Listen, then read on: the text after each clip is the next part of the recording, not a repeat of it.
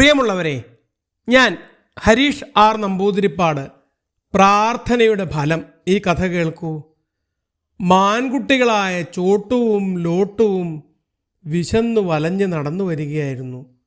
വലിയൊരു തേന്മാവ് നിറയെ കായ്ച്ചു കിടക്കുന്നത് കണ്ടപ്പോൾ അവർക്ക് കൊതിയായി.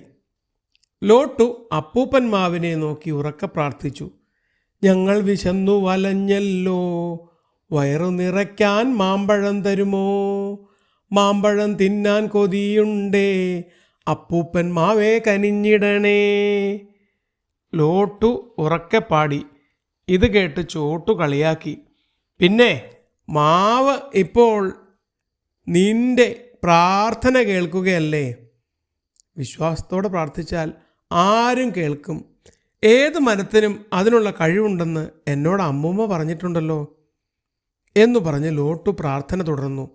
അപ്പൂപ്പൻ മാവേ, അപ്പൂപ്പൻ മാവേ, മാമ്പഴമിത്തിരി നൽകാമോ. പെട്ടെന്ന് മാവിൻ്റെ ശിഖരം കുലുങ്ങി തുരുതുരാ മാമ്പഴങ്ങൾ താഴോട്ട് വീണു.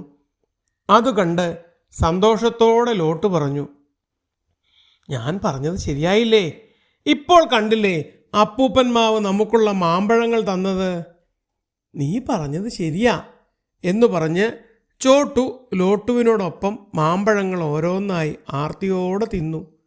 അവർ മാവിന് നന്ദി പറഞ്ഞ് സന്തോഷത്തോടെ നടന്നു നീങ്ങി.